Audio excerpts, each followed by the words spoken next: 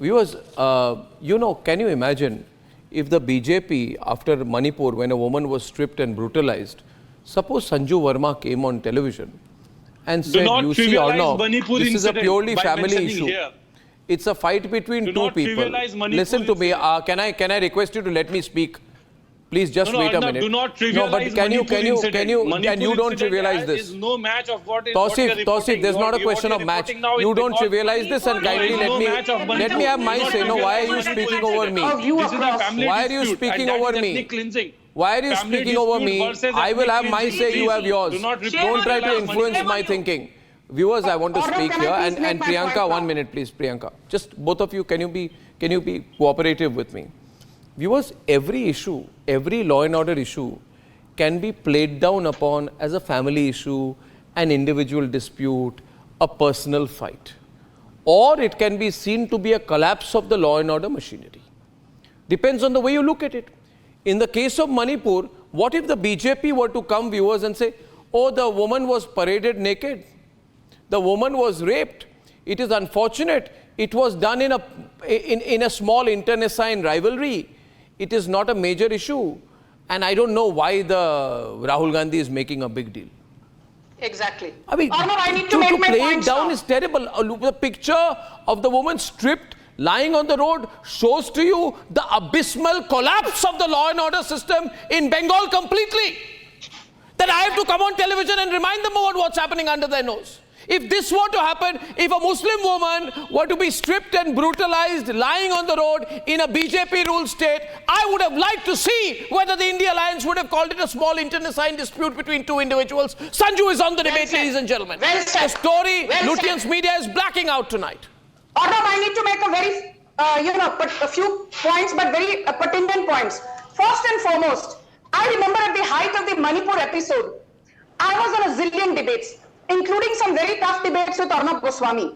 Not once did I say that these two kooky women who were paraded naked, the opposition is politicizing the issue because they are Christian. I did not use the word Christian even once. I just said that let the perpetrators be given the harshest punishment, capital punishment if need arises. I'm on record saying that. When the Prajwal Revanna case happened, I said let him be brought back with no ifs or buts whatsoever. This is not about BJP versus JDS or BJP versus Congress or Congress versus JDS. But look at the audacity of the opposition. Today, when we are discussing a case about a Muslim woman being paraded for more than 2 kilometers at Cooch Behar, I see the opposition saying this is a wild figment of the BJP's wild imagination.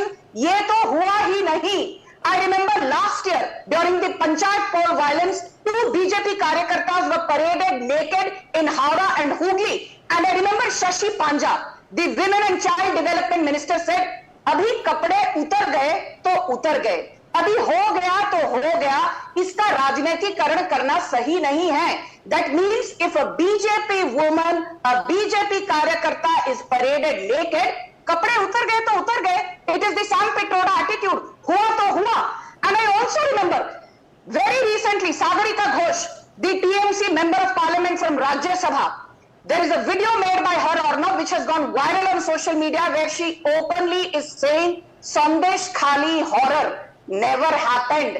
Rekha Patra never happened. Sandesh Khali की जो 60-70,000 75,000 महिलाओं ने बोला कि हमारे साथ शोषण हुआ है, हमारे साथ दुर्व्यवहार हुआ है. She says they were all given 2,000 rupees each to malign the TMC. Sandesh Khali is a figment of the BJP's wild imagination. And guess what? Mahua Moitra, she may have come back to parliament again, but Mahua Moitra, who actually engaged in blatant quid pro quo with a businessman called Darshan Hiranandani, has zero credibility. The same Mahua Moitra also said on live television, Sandesh Khali is orchestrated but stay on by this the issue. BJP. Stay on this issue. Otherwise, the importance of this issue.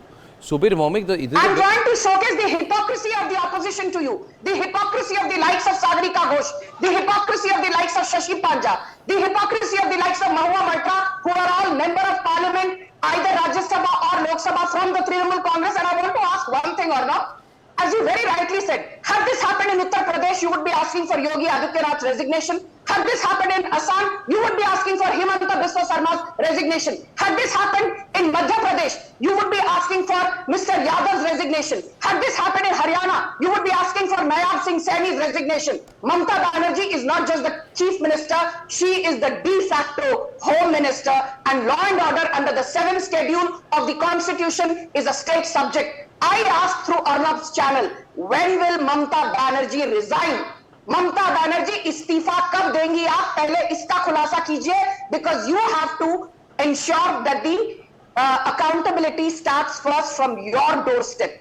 Charity begins at home and you need to step down, because there have been way too many instances. Last year the NCRB says there were 2.34 lakh sexual assault cases against women reported in West Bengal. In 2022, there were 1.48 lakh sexual assault cases against women reported from West Bengal. With the conviction rate, the crime against women, the conviction rate in West Bengal is a measly 2.3%.